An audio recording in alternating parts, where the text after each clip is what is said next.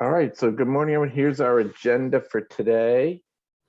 And what we're going to do is right now is go into and talk. Kari is going to share some of the updates around from CSDE. Just going to talk a little bit more about truancy data collection. And then we'd like to engage you in a kind of feedback session as we begin to close out this school year. We want to kind of engage you in a conversation, capture some of your input and feedback as we prepare for next year around practices that we've engaged in Talk Tuesday that we want to keep, and some practices we may want to add or change. All right, great. Okay, Kari. All right, welcome everyone. Happy last day of May. I can't believe it's almost June, or tomorrow is June, but we're happy to see you here. We were debating how many people were going to come the day after the holiday weekend and that time of year. And we really appreciate your coming. We know it's been a tough couple of weeks for everyone. And so I'll do what I always start with, and what's new at CSDE. We have re-released the updated Healthy and Balanced Living Curriculum frameworks. There were a couple tweaks to it.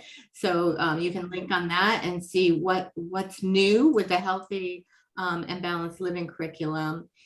There's a professional learning opportunity for implementing the African American, Black, and Puerto Rican Latino studies in your high schools. I know I was on some site visits and folks were talking about how they're implementing that new curriculum. Very sadly, this took a lot of, I know it took a lot of my time this weekend and thought was the Uvalde Texas school shooting resources. Want to make sure this gets out far and wide to our home visitors so we can support our families. So be sure to pass this information along. There's resources for addressing trauma over here on the right. There's a letter to superintendents from our commissioner talking to children about the shooting, restoring a sense of well-being. And then, so there's some great resources there, so I encourage you to share those. There's an update on state graduation requirements that go in effect for next school year. There's 9 additional credits, I think, for humanities and STEM for students who are going to be seniors next year. And a couple other loose ends: emergency educator certification, the teacher of the year application is available now. And high school, here we go. For some of our kids who we want to engage over the summer, they're really looking for summer lifeguards. So there's lots of opportunities to get trained and become a lifeguard. And this FBI, Department of Justice, racially or ethnically motivated groups. This is a symbols guide.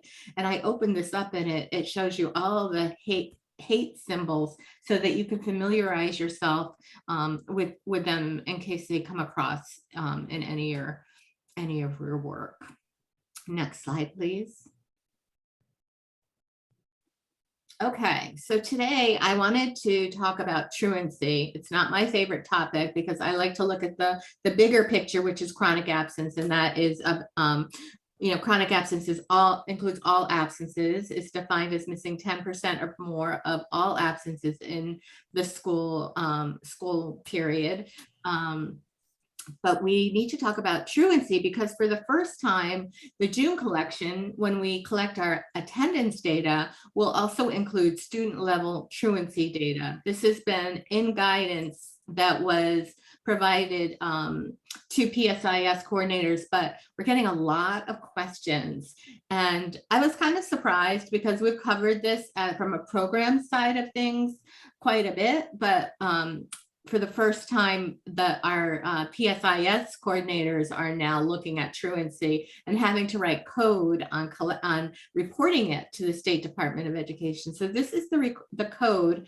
It's in the this link here is to the 2021-22 PSIS reference guide, and what it says in this little paragraph, for every student, this is student level data, which we've never collected before on truancy.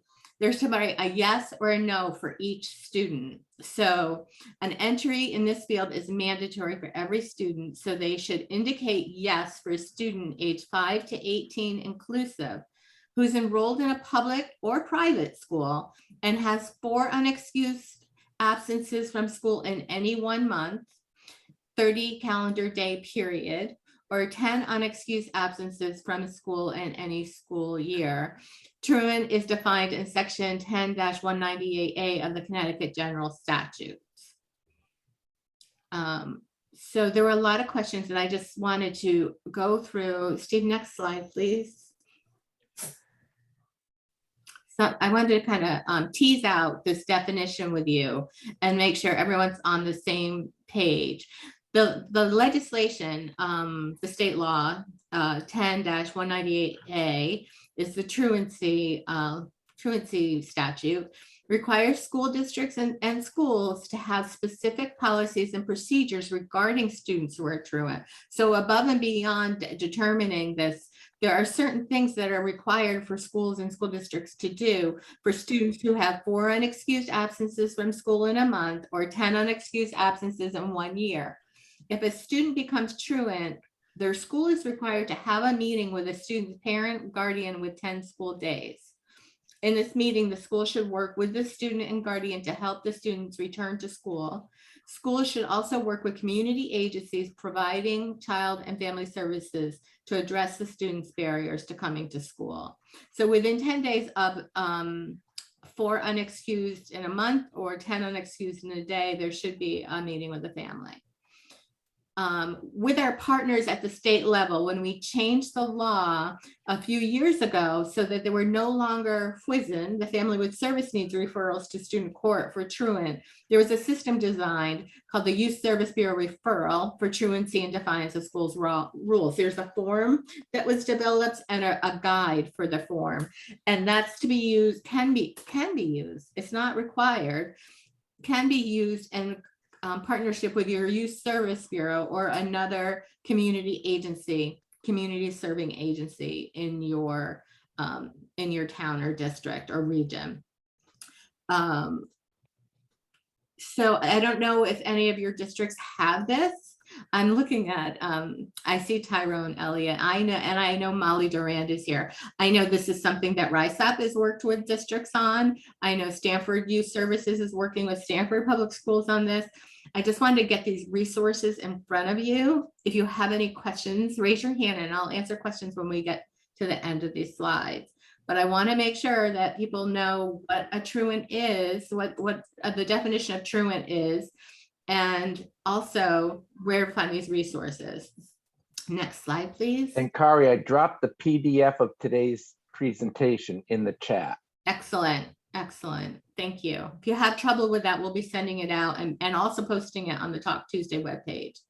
So the definition of truant, I already went over this, but I put a link here. The first paragraph goes over what a truant is, but then there's this long paragraph that covers what school districts are required to do that I went over in the slide before this. So again, it's the issues that have come out of this definition since it's required in reporting has to do with what does age 5 to 18 mean, inclusive, and what does in any 1 month mean?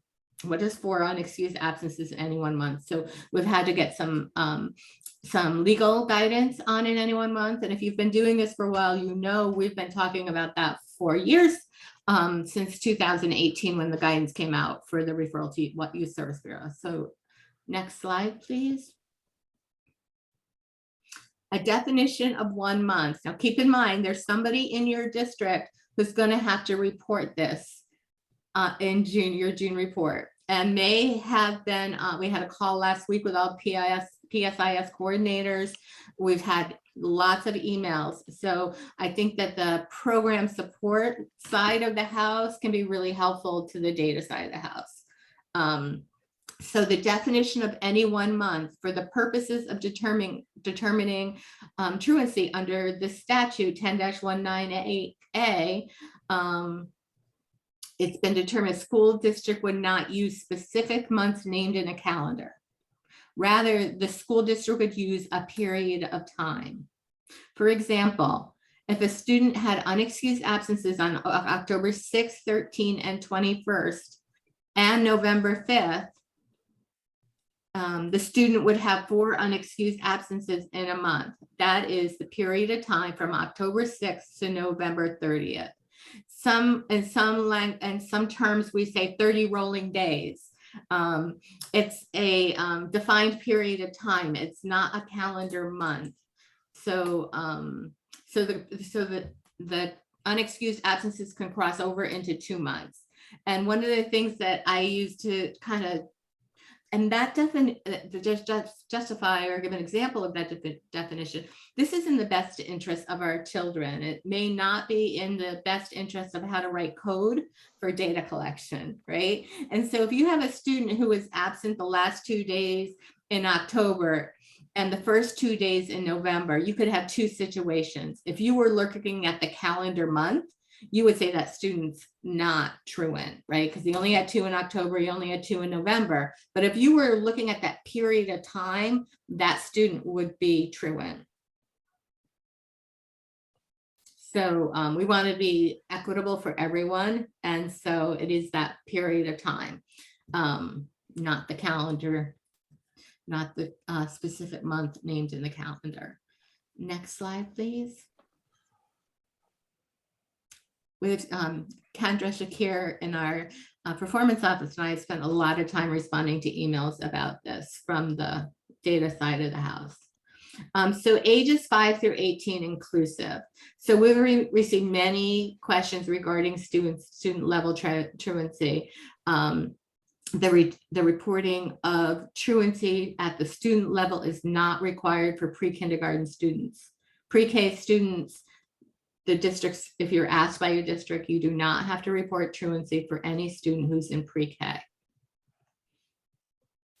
This reporting of truancy is not required for students over 18 years old on the collection snapshot date. So that means any student who's 19. 18-year-olds would be collected in the collection. The snapshot date is the last day of school when you send your attendance data up to the Department of Ed, and that includes any student who was enrolled on that last day of school. That's when the chronic absence data comes, and that's when the truancy data comes. When I say chronic absence data, what is transmitted to the State Department of Education is the number of days enrolled in your school district and the numbers of days absent. That's all that goes to the State Department of Education. Not excused, not unexcused, just those 2 numbers, how many days enrolled and how many days absent. And from that, those 2 numbers, we can do a calculation to determine if the student was chronically absent. But for truancy, the district is going to have to say yes or no for every student. They're going to have to write code if they had those 10 unexcused in a year or 4 unexcused in a month. So a 4-year-old kindergarten student has 4 unexcused absences within 30 days in the fall. I skipped one part. For students in kindergarten, truancy determination should begin after the student turns 5 years old, because the law specifically says 5-year-olds to 18-year-old inclusive. So if a student's 4 years old, has 4 unexcused absences within 30 days in the fall, after the student turns 5 in December, they do not have any subsequent 30-day period for unexcused absences. In total, the student has 8 unexcused absences in the whole school year. The student is not truant because those unexcused absences were earned before the student turned 5. A 4-year-old kindergarten student has 4 unexcused absences within 30 days in the fall. Again, after the student turns 5 in December, they do not have any subsequent 30-day period with 4 unexcused absences in total. The student has 11 unexcused absences for the whole year, but only 7 of those are after the student turns 5. So the student is not truant because they did not have 10 unexcused absences while they were 5. Next slide, please. We covered this a little bit on Talk Tuesday, and some of this is redundant. I just copied the slide just to share again. The question, the FAQ, this was back, I think, in April April, when Hartford did their presentation, Corinne Barnier did a presentation from Hartford. Does the state collect and report truancy data? So this all covers exactly what I said, but I wanted to share with you this little chart at the bottom, because there's an opportunity when districts get this data back from the state where they can correct, they can review and make corrections on their data. So it's hard for me to see this here. So if you look down at the bottom, it's the June 2022 collection. So the freeze date is, hold on. So districts have to submit the data by July 14th, and you have until August 11th to review the reports. There's a chronic absence student level report for the district and the school level, and there'll be one for the truancy at the school and the district level. I encourage all districts to have their chronic absence attendance lead and their principals review those lists to make sure there aren't accidents. We've gotten much better at it, but we used to have schools that came through with perfect attendance and would say, did you receive that? Did you review your list? But so make sure you're looking for that, because once the data is frozen after August 11th, it's really, really, really hard to get any changes up to August 18th. So that week it's really hard. So, but after August 18th, it's frozen, and it will not, that's what will be published in EdSite, the data that's there. So you do have a chance to review and make any edits you might need to the data that is submitted to the department. And I think that's the last slide on truancy. Yeah, that is the last slide on truancy. This has to do with health assessments.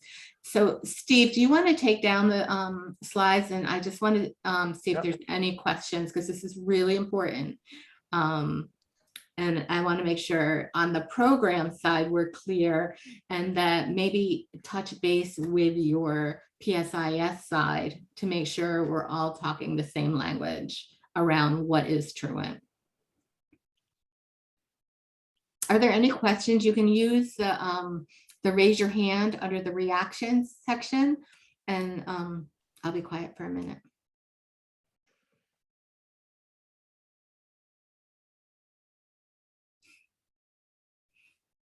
No questions?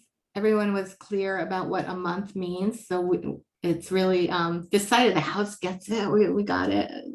Okay, that makes me happy. Make sure. So touch base with your PSIS person. I understand that when we got legal advice on the definition, we are looking for it for what's right for the kid. But that doesn't necessarily make it easy for the PSIS people. And they are having a hard time writing code for this. So I just wanted to share that with everyone. No questions. Going once, going twice. Okay. So Steve, we'll go just real quick, because this is a repeat as well, this slide here. Okay.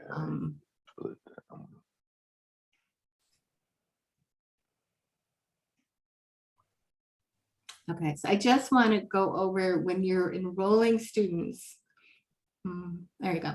When you're enrolling students, we kind of had this last time. It was not as pretty as this. When Chloe Ann was here and Danbury and Mead was here from Danbury, we talked about health immunizations and health assessment records, but I've since gotten questions. The only thing that should keep kids from coming to school after they're enrolled is if they don't meet the guidelines for immunizations and health assessments. Whether or not their transcripts are there, whether or not they had bus transportation, they're enrolled in it, and they should be marked absent or present like any other student. They're so, you know, the only thing that should keep them out of school is the immunization health assessment, if at last resort, where they absolutely cannot come to school. And districts are strongly encouraged, and I can share again the presentation last week with Talk Tuesday that Dr. Ann Mead did that was fabulous, the partnerships they have with their school, with their local Visiting Nurse Association to bring the clinics to the families, to have them at times when families can bring their kids, to make it convenient for families who are new to the country and make it easier so that families aren't on their own and missing too much school. But I just wanted to put this slide in this deck. Any questions about that? I saw a question in the chat. Let's see. Irene, yes, absolutely. She missed the part of the presentation. You can absolutely just put your email in the chat, or you can email me after the session. And all of the Talk Tuesday slides and recordings, as soon as they're ready, are loaded on the Talk Tuesday website. Okay. Next slide, please. Oh, I think that the next part of this, Steve, is the facilitation. Yep. Mm-hmm. I'm sorry, I didn't create a slide for that. Okay, what we wanted to do is kind of engage you in some conversation around, our Talk Tuesday, because we will continue these Talk Tuesday sessions next year. Mhm. That's our initial plan. But, now that we're kind of, as I shared at the beginning of the session, now that as we wind down the school year, and you think about and you reflect on some of the Talk Tuesdays that you attended, and many of you attend, are real regular attendees. Mhm. And we want to capture and kind of engage you in a conversation of what are those practices to keep, and what are those practices we might want to add or change. So let me just drop in a Jamboard, okay, and then this way you can kind of jot down some of your thoughts, and we can kind of talk a little bit about them. So I'm going to drop the link into the chat.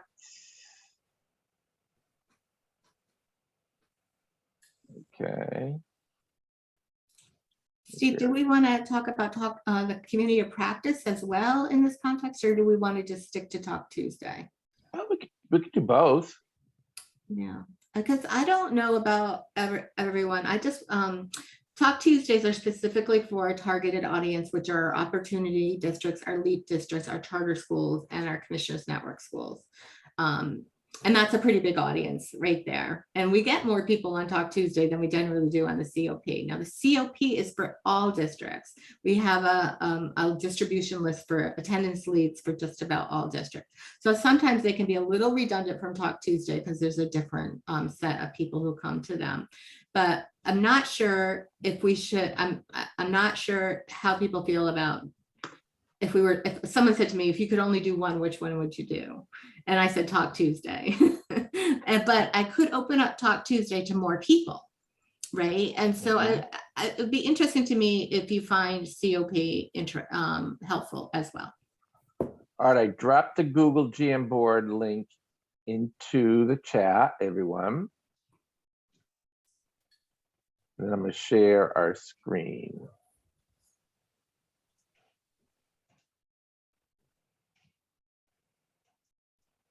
Okay.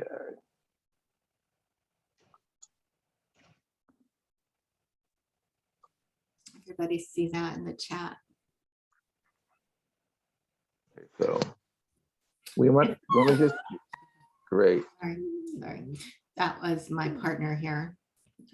If anyone has trouble, you can always use the chat too, right, Steve? Yeah. Mm-hmm.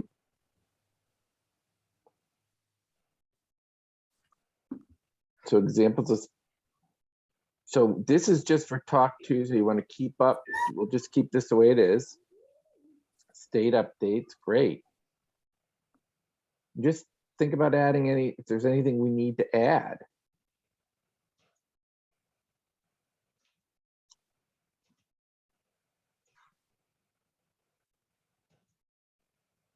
That's great. District sharing initiatives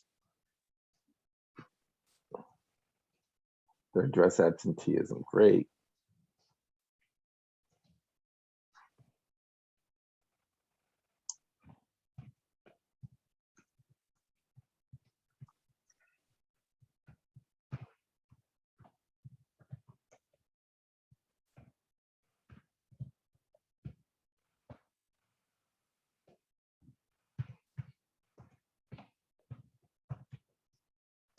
That's great. Examples of how people.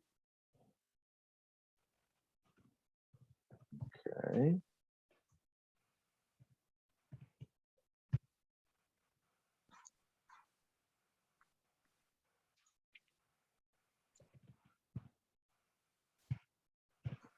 Mhm.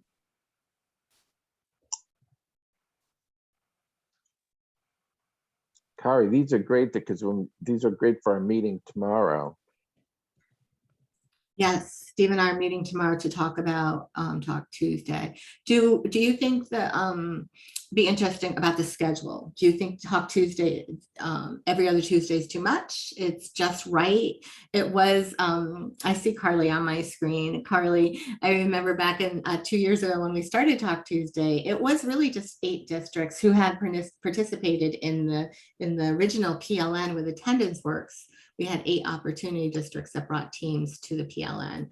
And we've grown, but at that point in time, the need for information was so urgent. All of these appendices were coming out, how to take attendance for remote learning was coming out.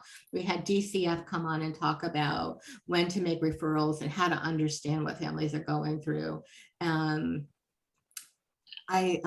Is every other Tuesday good for folks? Is this a good time for folks? The schedule's just right, perfect. If we need to change anything, please let us know. How about the time, 10 to 11? Because we think about that a lot, because we know that 9 o'clock schools are opening, and for the most part, especially elementary schools.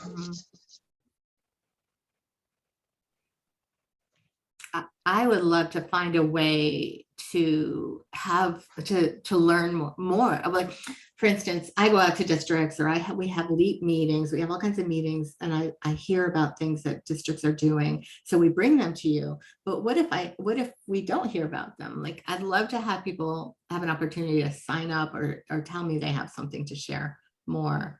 Are there topics that you would love to hear about that we haven't talked about? I also wanted to update folks and let you know that this week, it's either this week or next week, they're going to announce the summer grant programs. So I'll send them out as soon as I see them, so that you can start getting your kids connected, if you aren't already, to the full list of summer programs for kids. Well, that's good. Current national research on attendance would be helpful. Yeah. Mm-hmm. I'm going to add that over here. Yeah. A summary of state resources available. Maybe that needs to be over in practice. That's a resource that would be great to put together for folks. Does anybody want to make a comment or speak to any of these, or speak about what you'd like to see? We've learned from you guys. I can tell you that we do get constructive feedback, and we listen. We heard you when you said we want to hear from other districts. It's great. We think you guys are really interesting and nice people, but we really want to hear from other districts. And we've shifted. If you haven't noticed, since the beginning of the year, since around December, we shifted to more districts presenting. And Steve and I are meeting tomorrow because we've been talking about a summer boot camp, and using Talk Tuesday as the sort of the boots on the ground. What do you need to do at your school or district to address attendance right from the beginning of the year? For those people, there's a lot of turnover. And so we would do something like Attendance 101, how to have effective attendance teams, how to look at your data. We'd bring Amanda Pickett in, who's wonderful, on school climate and culture, which is key. If you don't have that, that's going to be key to keeping your chronic absence rates down. If you have very high chronic absence rates, it's probably your climate and culture that you need to be focusing on. However, we flip that and we focus on the kids who have missed so much school, they are tier 3, and we forget about climate and culture. So bringing Amanda in, we know that Flamboyant did an awesome resource last year for family engagement at the beginning of the year. So we'd like to bring Judy Carson in to talk about family engagement over the summer and into the new year. So there's 4 Talk Tuesdays in July and August. And we wondered, do we need to have Talk Tuesdays in July and August? Are people working then? Will they come? So if you would like us to have Talk Tuesdays, July and August, let us know that too. This is fantastic. Yeah, this is great feedback. Conversations about mental health and impact on attendance, panel presentations representing various districts on specific topics. Do you need any more? I was just going to ask, do you need any more? Should we engage in more conversations around it, improving attendance around for our students who are multilingual learners, our students with disabilities, maybe doing some zeroing in on our students experiencing homelessness or from diverse socioeconomic status?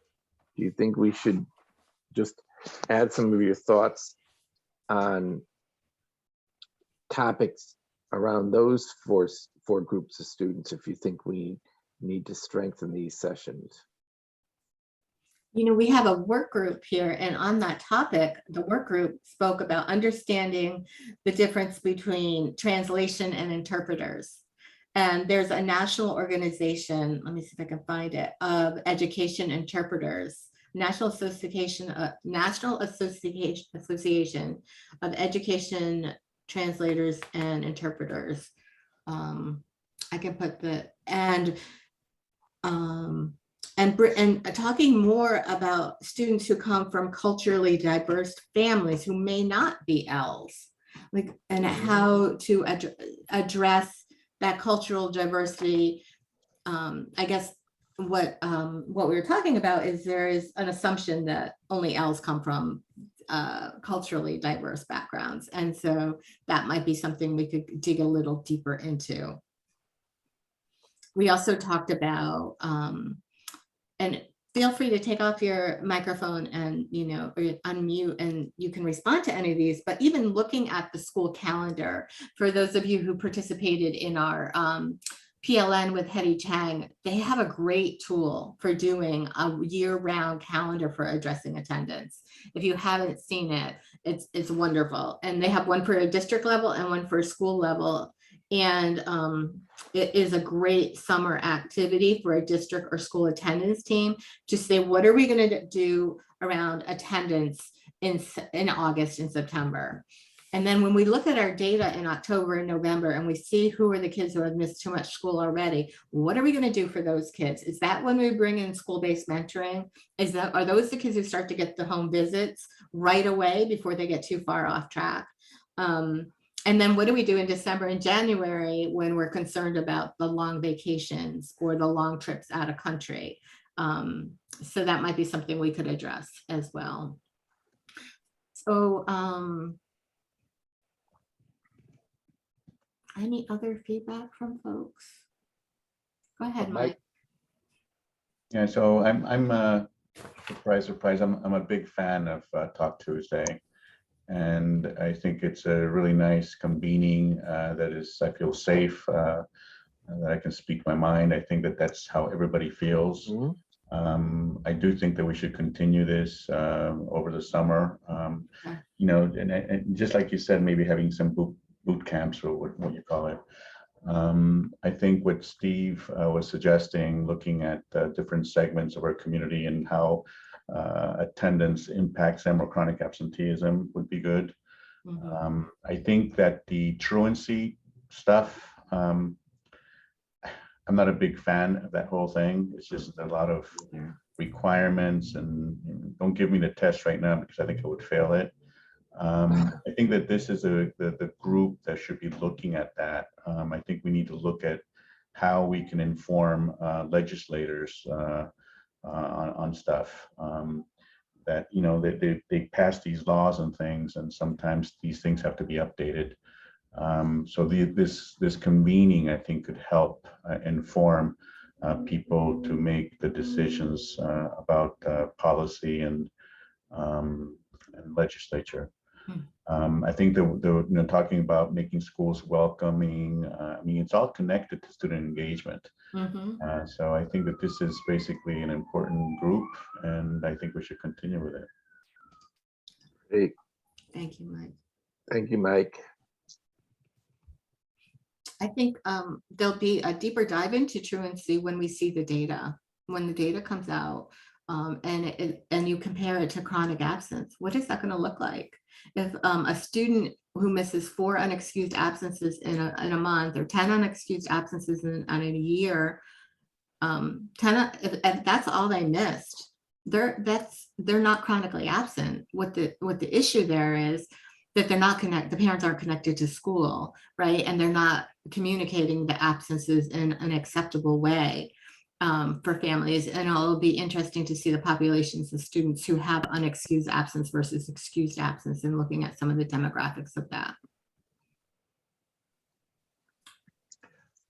A more technical and logistical thought we had too about the possibility of maybe scheduling some of these boot camps, because we anticipate that there's going to be a lot of staffing changes, especially, there's going to be probably new attendance leads at the school level, new staff that have to now be brought up to speed with some of these attendance practices. So to share some of these tools and resources, we thought might be a real good opportunity, especially for the summer, to bring some of your new hires in, if they're going to be serving on your attendance teams, to build some of their capacity so they can hit the ground running when school starts. I don't know if Francisco is here or Caroline, but what they've done with LEAP has been really interesting, and that they've recruited some coaches from different districts who are home visits that will help with the LEAP 101 trainings for new home visitors. And they actually do it for teams. And that might be an interesting way for us to look at this, Steve. We can talk about it tomorrow, is that maybe there are some district leads who might help us do the boot camps. I can definitely see some folks here presenting about how they're organized in their district, how they're addressing school climate in their district. And so we may be reaching out to some of you to sort of help coach these new district attendance leads. I think that'd be really helpful.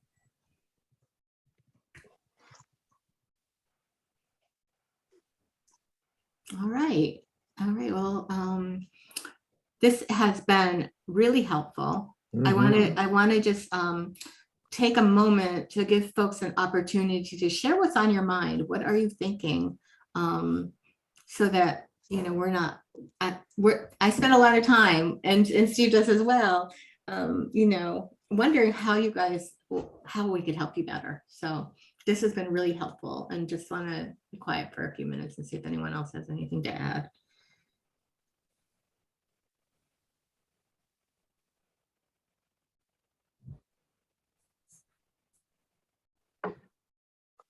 I think one of the things that I'm thinking about at this point is, this year is basically, we've got a few weeks left, but I'm in the mode now, what are we going to do differently next year? So thinking about our strategies, what's our plan for next year, to be proactive rather than reactive. So that's kind of when I think about the summer and what we can do together. I would love the opportunity to brainstorm with others about like, what's our big picture plan, like what's our strategic plan, and how are we going to move forward so that we're not in a reactive mode, but that we can be proactive and really think about how we are partnering with these families, building those relationships early, and really thinking about what those interactions look like.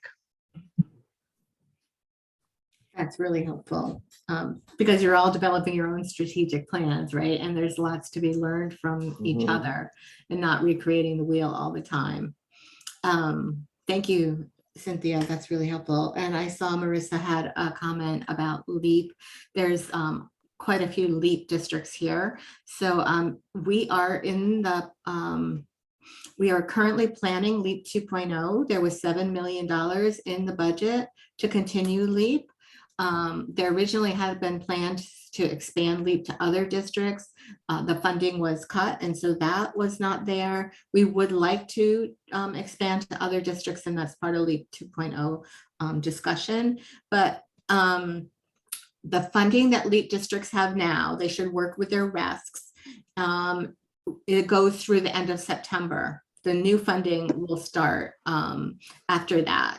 So you have money now until September. So you should have robust summer home visiting programs connecting families to, even if you're not a LEAP district. It's really important if you have home visitors or others, parent liaisons, to be connecting families to the summer program so kids can stay engaged over the summertime, because there's a lot of that summer slide and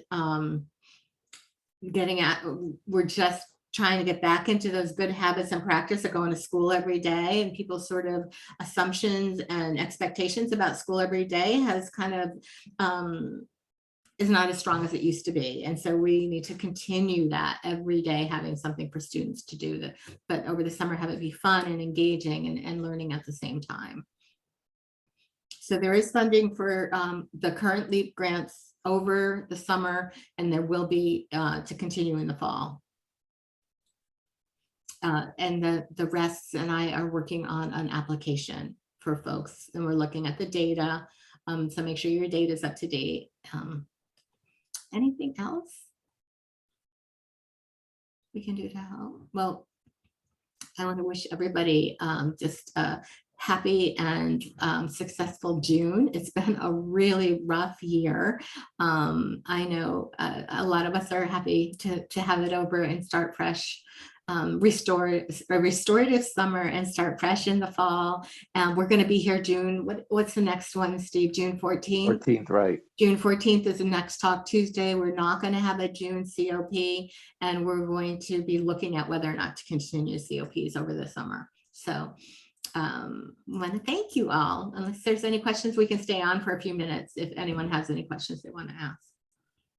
And I'm just going to drop in the chat because I know the Texas tragedy has affected us all. In addition to the State Department of Ed, CERC also put together a statement with a compilation of resources as well to support social workers, psychologists, teachers in supporting their students. So I just dropped that link into the chat as well for all of you to access. Thank you, Steve. I'll be sure and put that in the follow-up email too. That's great. Okay.